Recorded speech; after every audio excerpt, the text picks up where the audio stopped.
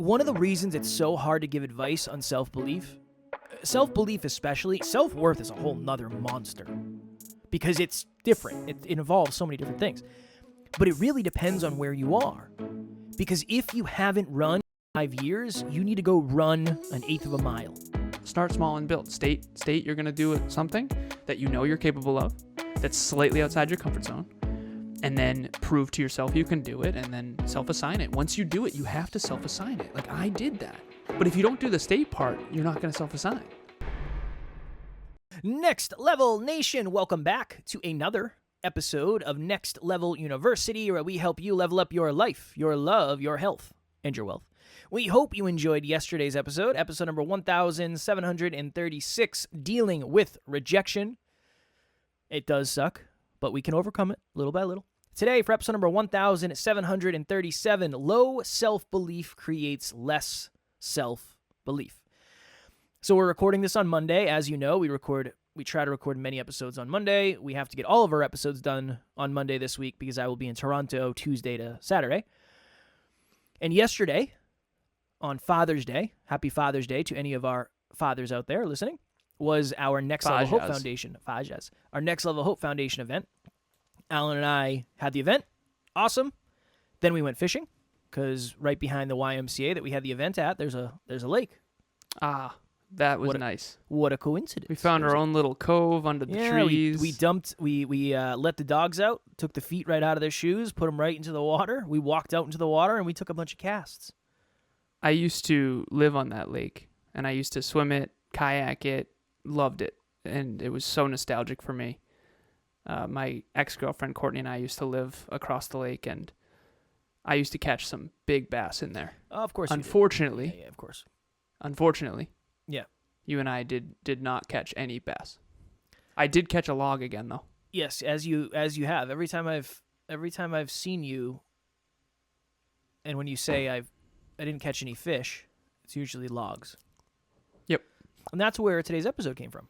So it was beautiful. It was like 76 degrees out. The water was so nice. We were in up to our knees. It was wonderful. A wonderful way to spend the evening of Father's Day. Because Alan and I have spent Father's Day every year together for the last 7. Yes. So, we're fishing. And I did an Instagram story. I said, Kev. Yeah. Real quick, let's just... So 2018, 2019, 2020, 2021, 2022, 2023, 2024. So it is 7. Yeah. Kevin and I had a debate yesterday of whether or not we could authentically say the last 7 years, because in 2017, we didn't spend that Father's Day together because you were living in New Hampshire. But in 2018, we did. Because of the bread and the sandwich. Yes, exactly. The math so thing. You cannot fall down 7 times and get up 8, but you can spend 7 Father's Days together. In 6 years. Day in 6 years. Yeah, that. So we can officially say 7 now, which is good, because if we've been in business for 7 years, I don't want to say, well, technically the first year, So 7 is the accurate truth. I've worked that out in my head to make sure that we could authentically communicate on this episode. So 7 years. And for the last 7 years, we have spent Father's Day in some way, shape, or form together. Not necessarily the whole day, not necessarily fishing, but we've spent every Father's Day some time together. So we were fishing, and I did an Instagram video. I said, you know anybody who's a liar? Like this kid over here. Every time I go fishing with him, there's one. Oh, no. Must have spit it out.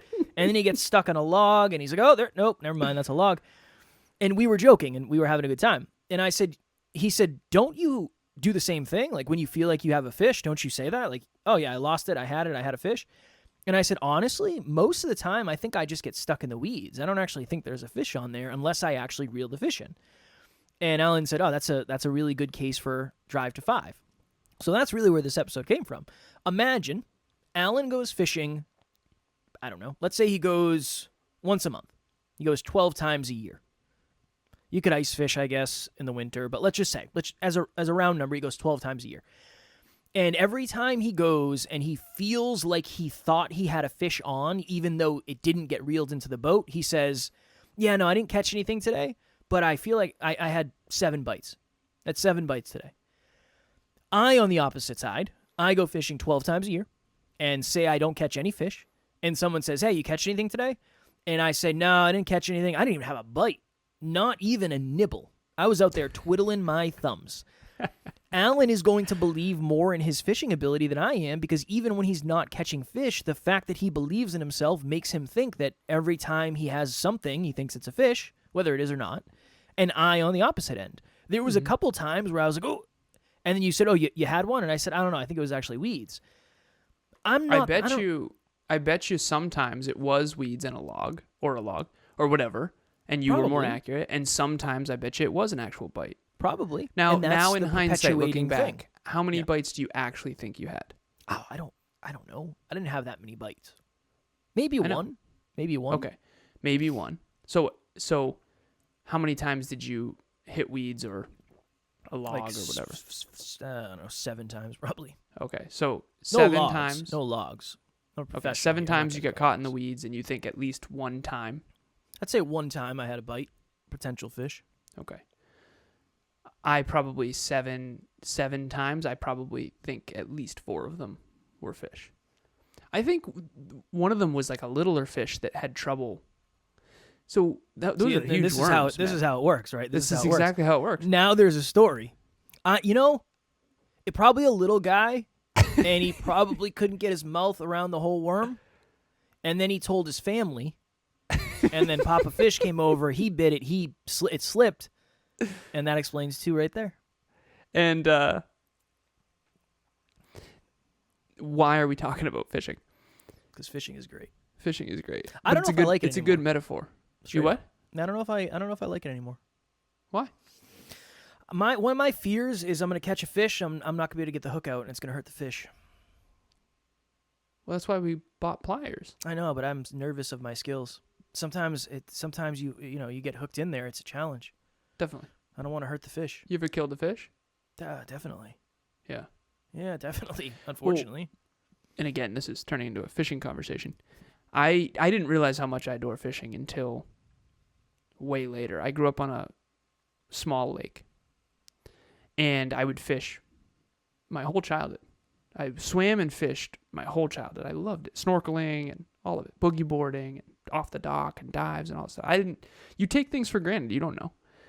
And when you get older and you don't live on the water anymore, it's like, wow, that was awesome. I remember for a long time, and this might be something that's a cred hit for me. I don't care. I remember for a long time, every now and then I would go out there with like a little shampoo, and I would actually shower in the lake, like bathe in the lake. And again, that wasn't like the only way I bathe, so don't worry. but every now and then, like I remember once a day, and then when I lived on that lake with Courtney, dude, every day I went swimming. I'm like, my mom sent me recently some photos of me in the water when I was a little kid, and apparently I just love the water. Emilia's the one who identified that because her parents have a place on a lake, and I love the ocean too, but the lake life is for me. That's a new dream. Live home on a lake, and by new dream, it's not a new dream. Emilia and I talked about it 5 years ago, but need it. That was awesome to be back there. I love it. But anyways, my point of all that is I have unintentionally killed fish when they swallow the hook too deep. Yeah. And then you have to like rip it out. It's not good. Or you cut it and then they struggle to digest and they die. Yeah. So that has happened. But if you get better at fishing, you can really minimize the chance that happens, which honestly, one of the reasons. What? You talking trash? Well, you are an avid fisherman, according to your resume. That was on my resume. You ever put anything about fishing on your resume? You can't tell me nothing, son. All right, so one of the reasons, seriously, I think I struggled to hook the fish yesterday is out of that fear. I don't want to let them. So you're supposed to let the largemouth bass, and everything's different with different fish, whatever. This isn't a fishing podcast. But with largemouth bass, that's the main fish that I've been fishing my whole life, largemouth bass. And we were talking about how big we've caught and all that kind of stuff. But with largemouth bass, you're supposed to let them not swallow it, but you're supposed to, when you get a bite, especially when you're using a rubber worm, you're supposed to give it a second before you set the hook. I'm so afraid they're going to swallow it that I try to set the hook too quick, and I usually rip it out of their mouth because I don't give it enough time to set the hook. And that's one of the reasons why I actually think I didn't catch any fish yesterday. So again, another narrative. I have a great, this would be an amazing thing. Amazing experiment. You'd have to take a certain amount of humans, right? It couldn't just do it with 2 people. You take 100 people, 50 who self-identify as having high self-belief, 50 who self-identify as having low self-belief. You take them all to a pond that has no fish, and you don't tell them. And then when you get to the end of the day, how many bites did you have? That would be so good. And I am so curious to see what would come of that, because 100%. There are no fish. So you didn't get any bites. 0. There are no fish. There's nothing in there. There's no life in this water at all. We literally just put it in today. Nothing. But here's the other thing. I do want to share this. Please. I used to snorkel when I was a kid, and I would be on a boogie board, and Kiki and I used to tie fishing line to sticks, and we would snorkel while there was this big school of huge largemouth bass. Like, I took it for granted as a kid. These were 5 pounds. I mean, these are huge fish. It's a big fish. It's a big fish. And we wanted to watch them while we caught them. And so one of the reasons why I think I'm more accurate than maybe you think I am, because Kevin always jokes, it was a log. It's always a log with Kev, even though it's always a fish with me. Like, that's us being playful. Right. One of the reasons why I think I'm more accurate than you is because I've witnessed what it feels like and what it looks like when a largemouth bass does actually bite your hook. I mean, even the fish that I caught 2 or 3 weekends ago that I sent into the Out Here Jeffin group. The Out Here Jeffin group is a little NLU team group where the only rule is you're not allowed to talk about work. So it's everyone shares stuff, like Amy with baby raccoons and me fishing and all kinds of stuff. But when I share like that, I could see the fish biting it. So it's not sometimes back in the day when I would fish, you fished on the lake that I grew up on. Yep. You can see all the way down to the bottom because it's such clear water. So you know the difference because you have so many reps where you have been in the weeds versus seeing an actual fish, particularly largemouth bass, grab it and then let it go. Because that's what they do. They bite it and then they let it go as soon as they realize that it's not a real live bait. Yeah. Understandable. So that's one of the reasons why I think I'm more accurate, and I'm sticking to it. Although I did genuinely catch a log yesterday, so that was definitely a log. Regardless of who's more accurate or less accurate, I think it's a really good understanding of the drive to 5. If another quote we've said many times, we haven't said this in a minute, what you think you are is far more important than what you actually are.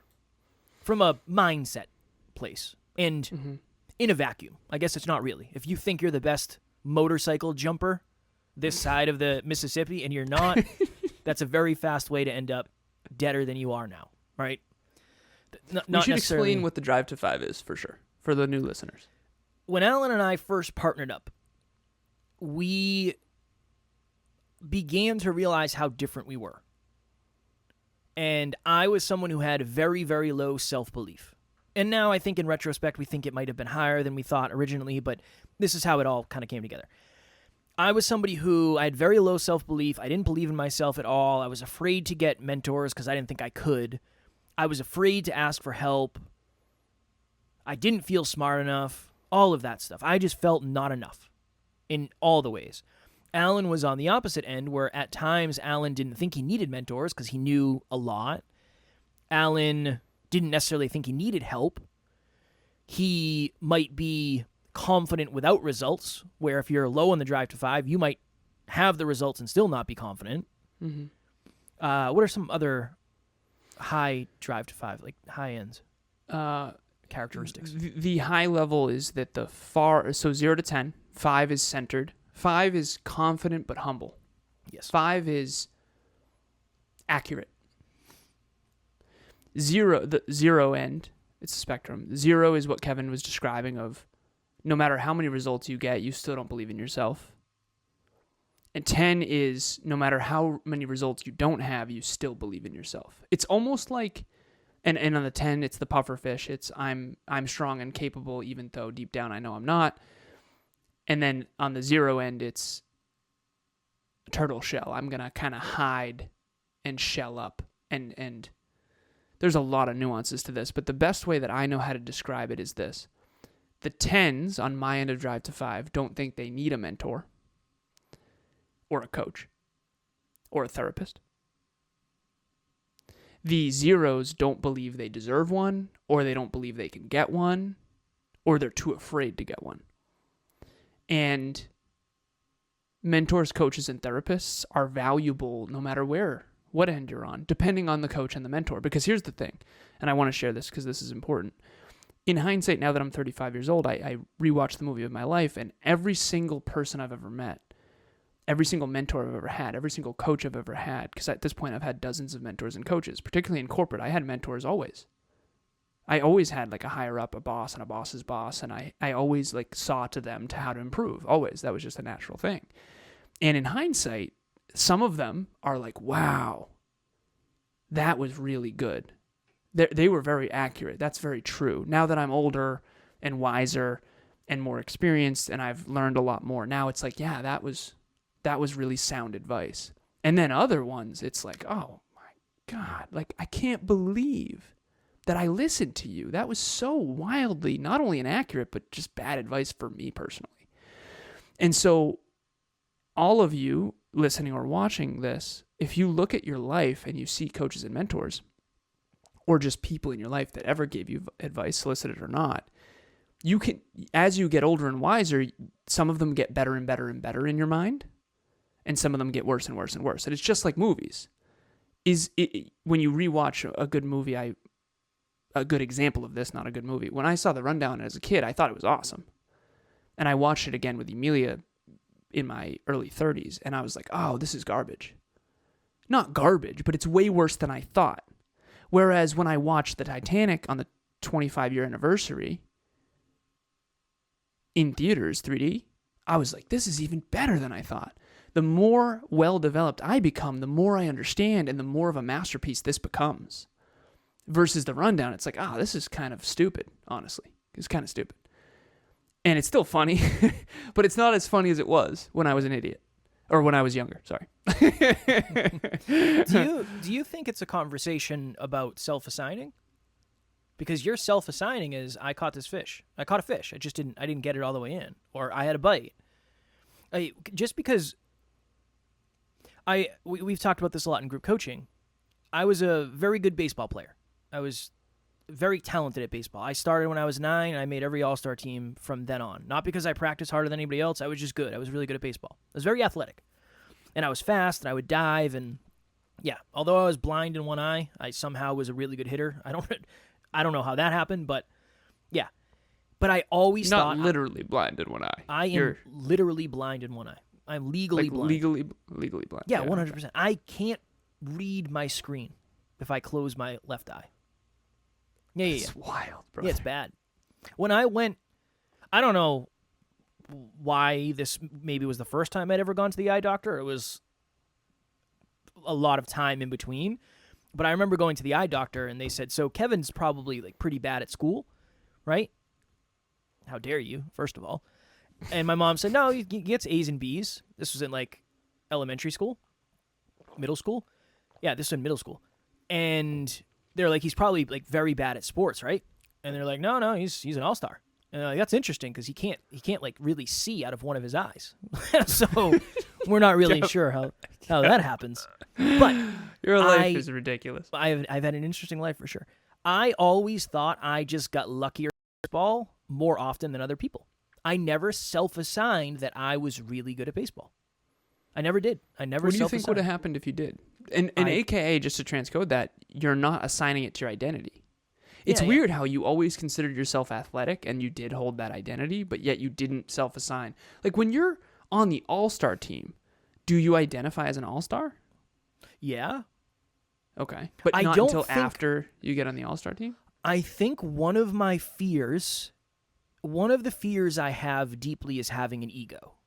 And I think I was afraid if I self-assigned too much, I'd be one of those kids who thought he was better than he was.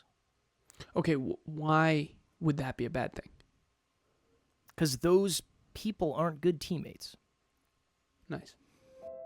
NLU listener, what is happening? I just wanted to jump in here and let you know, if you want to get to the next level faster, we have a free virtual monthly meetup at the first Thursday of every month, 6 p.m. Eastern Time. You can connect with like-minded people and become a bigger part of this amazing global community. The link to register will be in the show notes.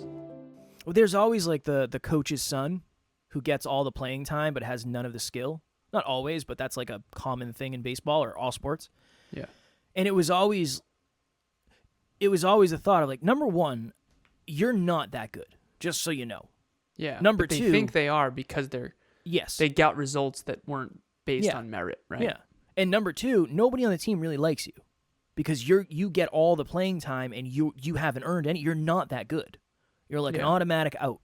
Everybody knows when you get up to the plate, you're probably going to strike out, but you still bat fourth every game. Like, what are we doing here? Fourth is where you put one of the better hitters.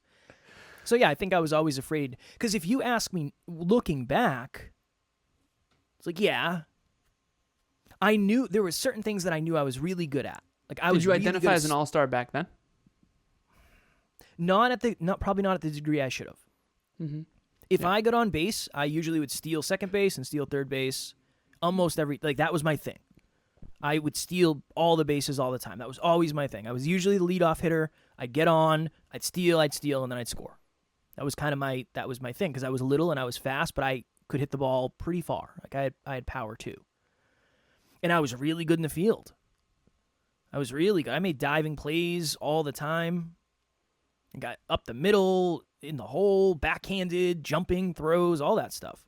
But I don't ever think I self-assigned as much as I could have or should have. So you were afraid to have an ego, which ended up having the upside of never being full of yourself, never being a bad teammate, never losing your humility. But it had the downside of not believing in yourself. Yeah.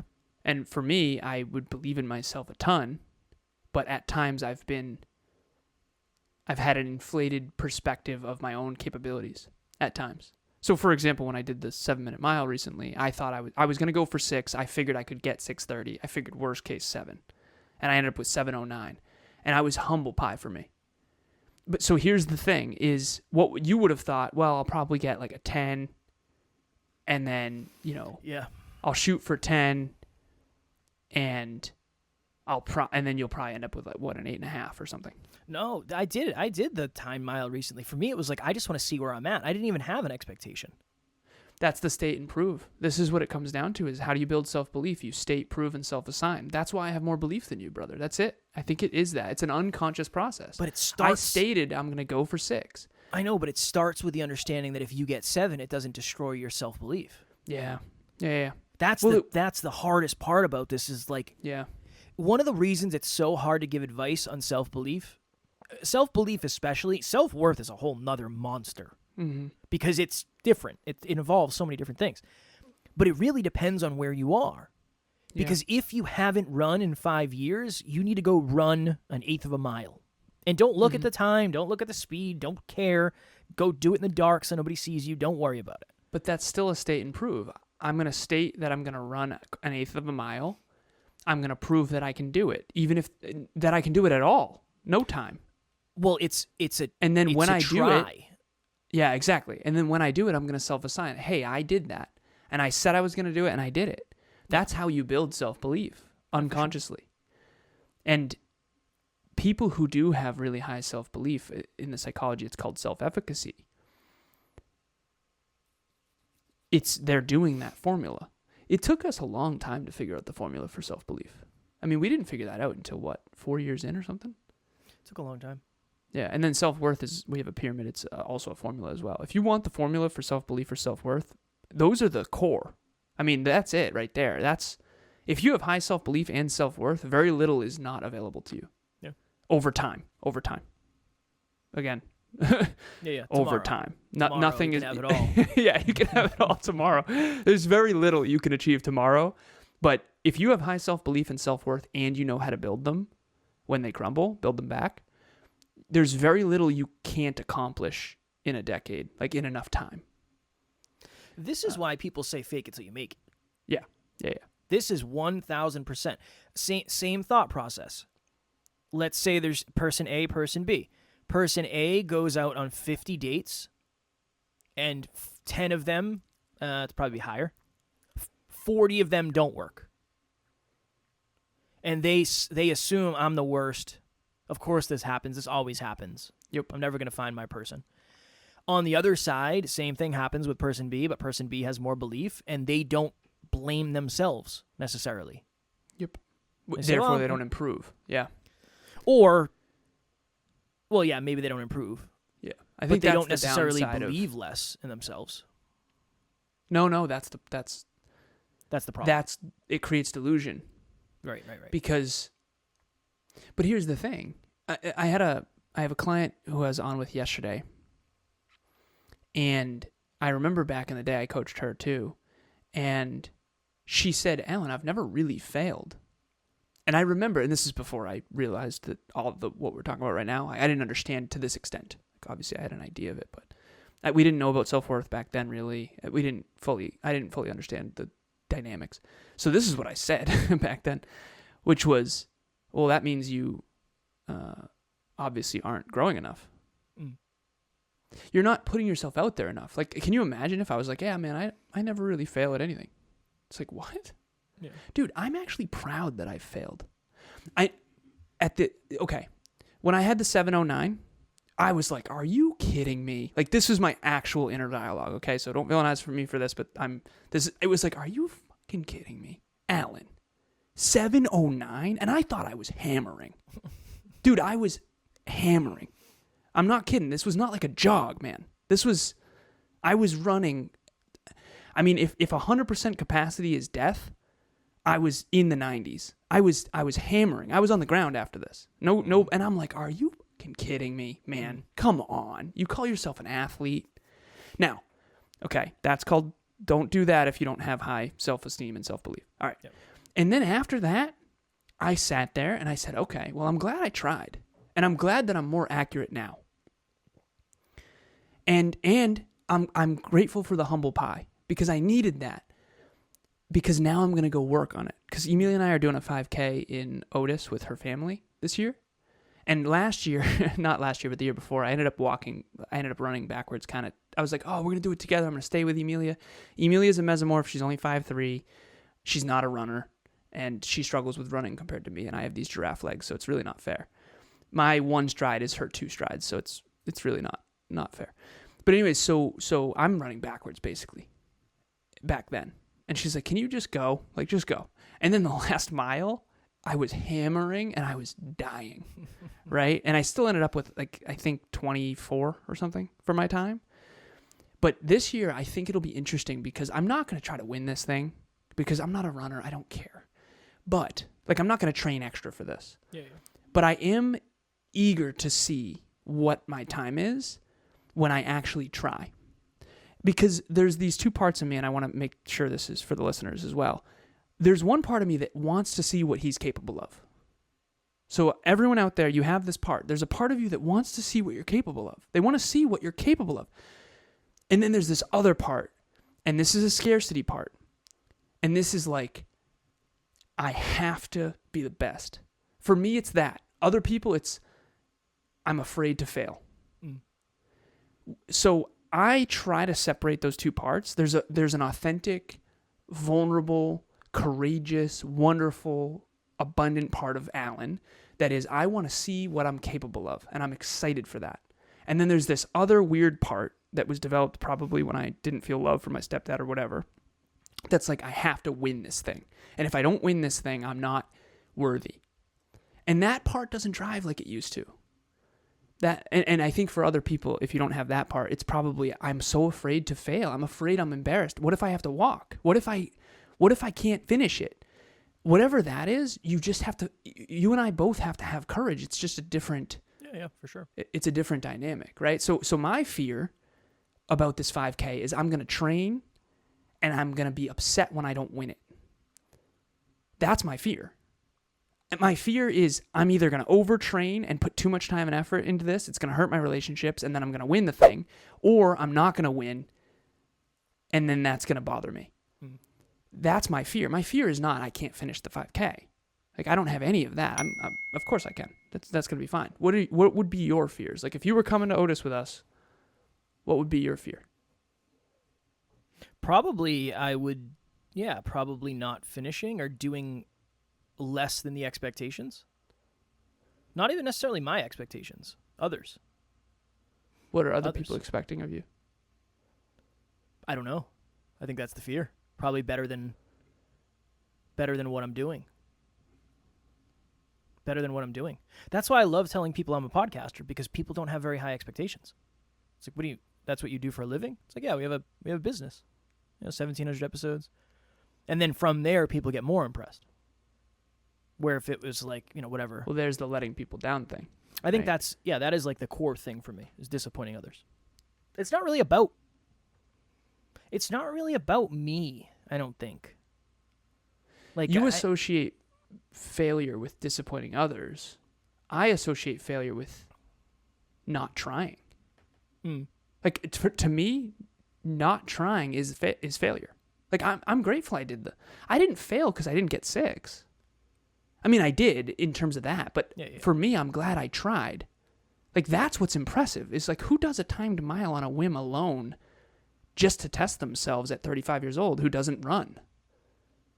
Like, to me, that's just awesome. But again, I don't think that's ego. I think that's, and Emilia was blown away, not by my results, but she was blown away by me trying. She literally said that. She said, "No one does that, Alan. No one eats humble pie on purpose." Well, I think yourself at this point. You need humble pie. Yeah, it's made me better for sure. Yeah, of course. Because, dude, I was delusional. 6-minute mile is harder than I thought. I think it's impossible for me, based on. Because that was again, dude, think of it that way. I had ego. I thought it was going to be easy. I had no, yeah. I would say I had ego, but I also had very little awareness around. More than anything. Yeah. Yeah, very, very little. Can you tell that story briefly, just for the new listeners? Yeah, and then we gotta hop off. Yeah. Alan and I this was back in the early entrepreneurship days, the good days. A lack of results, but a lot of time. Lack of results, but a lot of time. We were in the gym. And back then, we would do 1.5, 2-hour workouts on the reg. It was wonderful. And somehow, Alan brought up running and a 6-minute mile. Or running. I think he just brought up running. And we were talking about how fast do you think you could do a mile? And I don't know if you brought up the number 6 or I did, but it got to the point where I was like, yeah, I could run a 6-minute mile for sure. I probably wouldn't even, I can't imagine that would be like that hard. Is that good? Is like 6-minute mile good? And you're like, Kev, that's a world class. And I was like, I could do that for sure. For sure. I didn't say world class because it's not Olympic, but it's for a random, hey, I'm going to run a mile on a random bodybuilder who doesn't run. Yeah, you go up to a random bodybuilder in the gym that looked like Kev at the time. No one's running a 6. Yeah. So, he was like, all right, let's do it. There's a track right down the street. We can go do it. Dude, you were like, what was your body comp back then? You had so much muscle mass. Imagine Kev with his thick 40-inch legs. I was just trying to run a 6. I don't know if it was 40-inch. What was your quad? No, I don't know. I didn't measure it. It's probably other than that weird guy who forced himself to measure me before we did a photo shoot. It's like, oh, in retrospect, I don't know if that was as kosher as I thought it was at the time, but that's a story for another day. I'm built to sprint. I'm not built for distance. Yeah. So we went down to the track, and I was like, all right, man, let's limber up. And and then we started. It was like, how many times around is it? It's 4 times around. All right, cool. And then we hit go and started. And I started strong, obviously, because that's how everything tends to start. And then eventually Alan started pulling away from me, and I tried. Like, I was really... you want to talk about close to death? I was giving it 99%. I was giving it everything I had. And then I think on the last lap, I think I made it like a quarter of the way, and then I just laid down. I was like, I can't do this. And then I think Alan finished at 6:10 or something, 6:17? 6:18. I'll never forget that because, dude, I'm a little upset that I've gotten worse. That bothers me a lot. I can tell. Yeah, but I also was. I mean, that's all we did, right? I mean, we were working out every day, a lot of the day. I was swimming every day. We were lighter then. I was probably 165 at that point. I was probably like 15 pounds, at least 10 pounds lighter. Yeah, I think at that time I was probably in the mid 180s, for sure. Now I'm 190. But anyways, I know this is a big fitness episode, but remember the metaphor underneath this is which end of the drive to 5 are you on?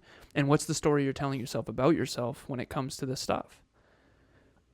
That's what are you afraid of? If you're going to do a 5K, imagine everyone's going to come to the 5K with me. Are you afraid that you're going to obsess too much about it and you're going to try to win and you're afraid to get second? Or are you afraid you're not even going to be able to finish? Are you afraid of other people's expectations? Are you afraid to let yourself down? Like, what is the core fear? Because if you want to build self-belief, it really comes down to state, I'm going to do something. Just make sure you're intelligent about it. Don't say I'm going to run a marathon if you don't have high self-belief, because you need to start small and build. And are not going to train. Yeah, and are not going to train. Exactly. You got to start small and build. State you're going to do something that you know you're capable of, that's slightly outside your comfort zone, and then prove to yourself you can do it, and then self-assign it. Once you do it, you have to self-assign it. Like, I did that. But if you don't do the state part, you're not going to self-assign. Fitness and fishing. Oh, yeah. The new NLU. That's what you can name this. Rename Fitness it. And fishing? Fitness and fishing. It'll probably crush. Fitness and fishing? It is a tough one. All right. Shout out to all of you who have left reviews since we started asking. Appreciate that so very much. If you have not yet and it is aligned, please leave us a review on your platform of choice, whatever you're listening to this on, and or if you're watching this on YouTube, you can't leave reviews on YouTube, but you can subscribe. Also, please subscribe on whatever platform you're listening. Alan is holding up the Next Level Dreamliner. It is about to be Q3 coming up in a very short amount of time. So if you are needing a Dreamliner for Q3 and Q4, we'll have the link in the show notes. They are available on Amazon. Also, you can speak more eloquently on this than I, but we're choosing a new book for book club. Oh, yeah. Right now, so there's a poll in Next Level Nation. If you're not in Next Level Nation, we will also provide a link in the show notes. There's a poll that's at the top. So I pinned it to the top. So when you get in the group, you should be able to see it. There's 5 books. Let me see if I got this. Indistractable by Nir Eyal. We've interviewed him. Identity Shift by Anthony Trucks, buddy of ours. Wonderful book. All of these are fire. Same as Ever by Morgan Housel, which is one of my top 10 favorite books of all time. I'm actually listening to it because it's winning right now. I'm trying to get ahead of schedule. That's the one I voted for, baby. Is it? Nice. Then there's Peak Performance by Brad Stulberg and Steve Magnus. You and I were going to interview Brad, and we wanted to interview him about this book, and then he had a new book that we didn't want to interview him about, so we didn't end up doing it. But anyways. And then the last one is... I know it, if you don't. Thinking in Bets by Annie Duke. True? Annie Duke. True. She was a very strong poker player, and she talks about how to think to where your outcomes are more probable. So anyways, those are the 5 books. Go vote, please. The Dreamliner, by the way, is exactly how you build self-belief, because it breaks down big dreams into tiny inch pebbles. And so it's exactly what we talked about today. So if you want a Dreamliner, buy it now, because the hardcover one takes like 2 weeks. And we'll have the Next Level Fishing Guide available in Q4, where we talk all about, is it a nibble? Is it a bite? Is it a fish? Is it a log? All of that stuff. Q4. Sounds good. You know what I mean? You and I on location. Somebody will be out there with us. You and I are... Really valuable. Yeah, it's going to be super valuable. That's not real. That's not going to happen, but imagine in a world where it did. Okay. We're not going to tell you about next episode because we don't know what we're doing, and we're trying to figure out our new flow of conversation and how we do things. Such an interesting last thing before we go. One of the things, the intentions we had when we first started this podcast, and we've tried to hold throughout, is we want to grow together with our amazing community, and the way we're doing the podcast now is just proof of that growth, because we're doing things a little bit differently than we have in the past.